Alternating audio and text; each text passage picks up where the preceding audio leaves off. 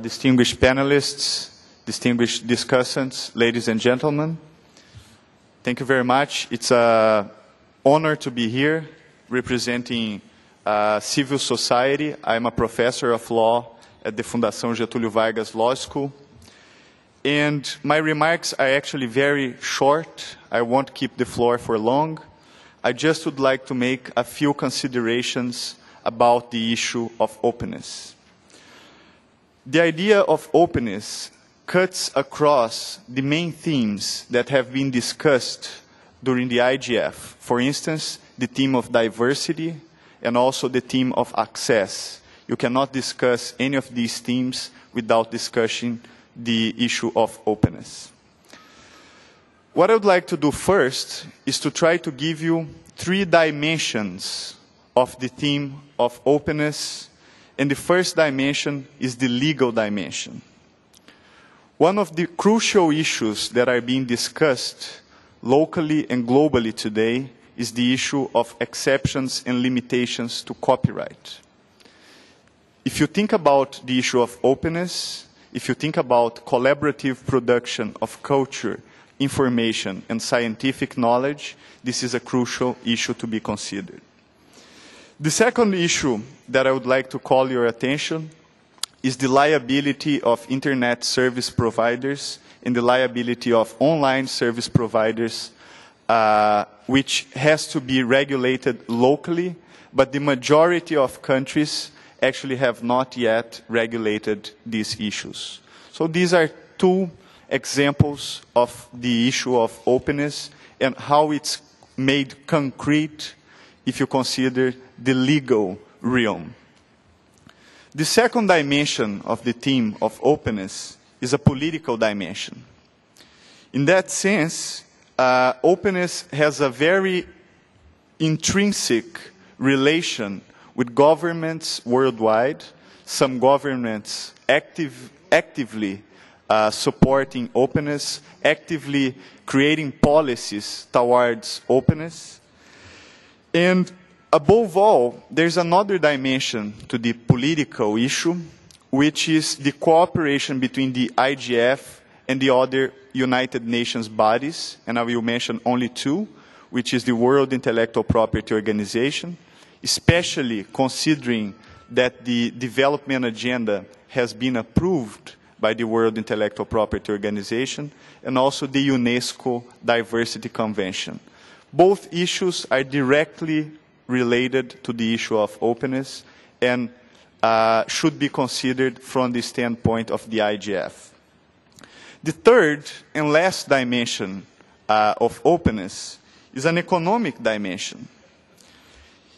In this dimension, we have seen increasingly the fact that many businesses, many companies have included openness as part of their respective business models. Actually, in some cases, we have been following in the recent years a sort of a race towards openness, in the sense that openness actually increases the value of companies and it creates value in itself. And the second issue from the economic standpoint about openness is related, for instance, to the role of developing countries in regard to openness. And in this case, developing countries cannot afford, for instance, the cost of the lack of interoperability of the systems that the governments worldwide contract. So the issue of openness is directly related also to the issue of interoperability, and this is a crucial and fundamental issue for developing countries. The other dimension in the economic sense is the issue of innovation. Openness lowers the barriers for new entrants in the economic markets, and therefore it also provides innovation.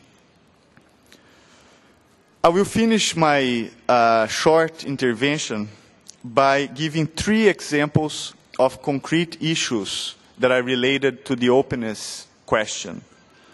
The first example is the case for open standards and as I mentioned, many governments worldwide are increasingly participating in the discussion about open standards.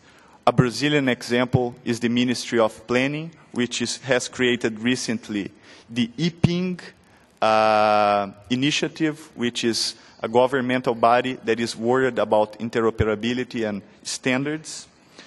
The second concrete example is open source software, which has in many instances also found support by some governments. One example about that is, for instance, governments licensing the code that has been produced by the government itself so that it can be openly and sometimes freely accessed for the citizens of that country, or maybe the citizens worldwide, depending on the license that it's been used. And finally, a very important issue that I think the IGF ought also to consider, which is the issue of open access. Open access refers to the broader access towards, for instance, scientific knowledge, about knowledge in itself. And this is a global discussion that takes place right now. One of the important documents about this issue is the Budapest Open Access Initiative that claims scholars worldwide and institutions worldwide to make scientific knowledge available. And in Brazil, we have the Salvador Declaration on Open Access and the São Paulo Letter on scientific knowledge, also going in the same direction. Finally, about the issue of open access, there is a role here for the so-called open licensing of scientific materials and knowledge.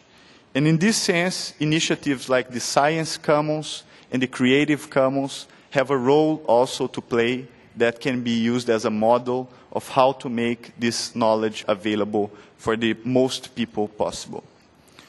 Finally, then I conclude, these are all questions for our panelists. As you know, this discussion is complex, and I believe that the answer we give to these questions is directly related to the type of society that we want to build either locally or globally. Thank you.